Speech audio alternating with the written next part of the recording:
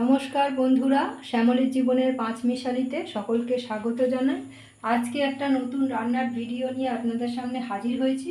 এখানে আমি ছোলার ডাল পেস্ট করে নিয়েছি। ছোলার ডালটা আমি ভিজিয়ে রেখেছিলাম। ছোলার ডাল দিয়ে আমি একটা ধোঁকা মতো তৈরি করব। সেটা আমি কিভাবে করছি আপনাদের সামনে একটু শেয়ার করি। এখানে তেলটা আমি গরম কড়াইতে দিয়ে দিয়েছি। সর্ষের তেল ব্যবহার করেছি। এর মধ্যে সামান্য জিরে ফোড়ন দিয়ে দেবো। গোটা জিরে এখানে দিয়ে দিলাম। গোটা জিরেটা একটু ভাজা ভাজা হয়ে গেলে তার মধ্যে সামান্য কুচিয়ে রাখা, কোচানো নয়, এটা আমি গ্রেটার দিয়ে এটা গ্রেট করে নিয়েছি, এর মধ্যে দিয়ে দেবো। এটা কষা একটু সামান্য আদার গন্ধটা ছেড়ে গেলে, আদার গন্ধটা চলে গেলে তারপরে আমি এর মধ্যে নুন, মিষ্টি, হলুদ সমস্ত একে একে দিয়ে দেবো।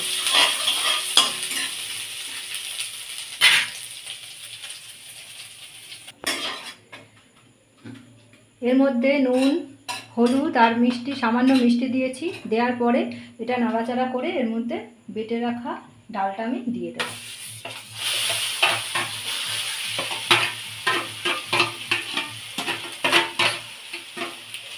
দিয়ে এটা ভালো করে এর সাথে মিশিয়ে নাড়াচাড়া করে নেব।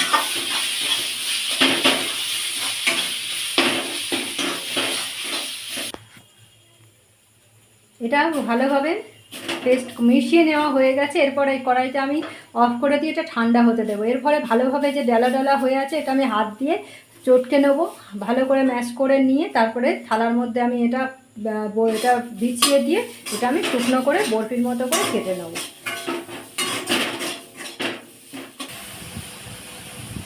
ছোলার ডালটাকে থালার মধ্যে আমি সামান্য তেল মাখিয়ে নিয়েছিলাম, নিয়ে ভালো করে হাত দিয়ে আমি আবার পেস্টটাকে মেখে নিয়েছিলাম, নিয়ে থালার মধ্যে বিছিয়ে দিয়েছি। একটু সামান্য টেনে যাওয়ার পরে আমি এটা চৌকো চৌকো করে কেটে নিয়েছি। এবার এগুলো আমি তেলে ভেজে নেব, নিয়ে তারপরে আমি আলু, জিরে, আদা বাটা দিয়ে এটাকে আমি ঝোল করব।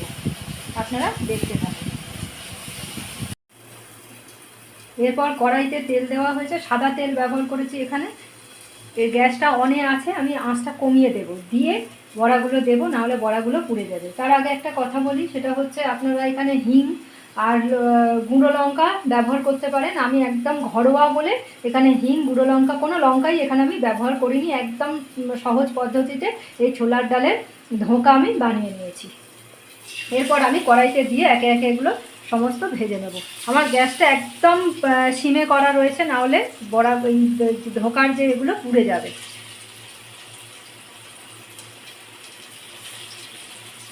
এইভাবে সবগুলো উল্টে পাল্টে ভেজে নেব। ঘরোয়া পদ্ধতিতে এরকম করে যারা বাড়িতে ধোঁকা বানানো এইভাবে খেতে চান তারা এই আমার এইটা আজকে পদ্ধতিটা করতে পারেন।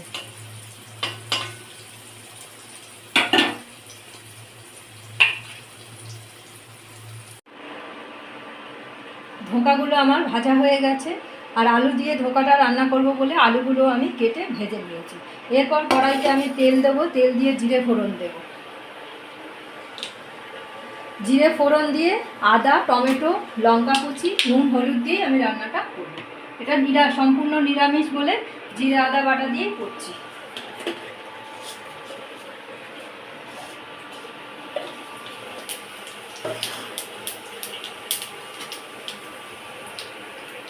জিরেটা লাল লাল হয়ে ভাজা হয়ে গেলে টমেটো কুচি, আদা, কাঁচা লঙ্কা, আপনারা এখানে শুকনো লঙ্কা বা গুঁড়ো লঙ্কা দিতে পারেন, কিন্তু আমি এখানে গুঁড়ো লঙ্কা, শুকনো লঙ্কা, শুধু কাঁচা লঙ্কা ব্যবহার করছি। এখানে টমেটোটা, আদা, গ্রেট করে রাখা আদা, লঙ্কা সব একসাথে দিয়ে এটাকে আমি পেস্টে নুন হলুদ দিয়ে রেডি করে নেব।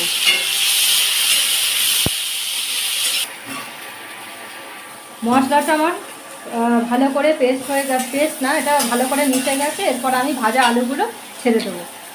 এরপর আমি এটা ভালো করে একটু নাড়াচাড়া করে নিয়ে জল দিয়ে এটা সিদ্ধ হতে দেবো।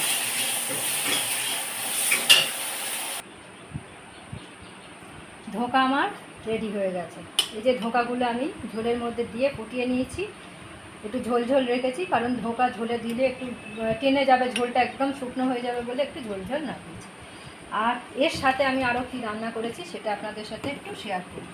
এখানে আগের দিনের কিছুটা মাংস ছিল, এই যে মাংস দিয়ে একদম সাদা মাটা করে একটা তরকারি বলুন, ওই ঝোল ঝোল বলুন, একটা রান্না করে নিয়েছি। আর এখানে করেছি, এটা হচ্ছে কাঁকরোল ভাজা, লম্বা লম্বা করে কাঁকরোল, এটা শুধুই ভেজেছি, কোনো পেঁয়াজ টেঁয়াজ এখানে দিইনি। তো আর ভাত তো আমার হয়েই গেছে, ভাতটা আমি আগেই করে নিয়েছি, ভাতটা আর দেখানোর কিছু নেই। তো আজকে এইটুকুই আপনাদের জন্য রইল। আপনারা আমার ভিডিওটা দেখবেন, কমেন্ট করবেন, সাবস্ক্রাইব করবেন। আর আজকের মতো সবাইকে ধন্যবাদ জানাই। সবাই ভালো থাকবেন, সুস্থ থাকবেন।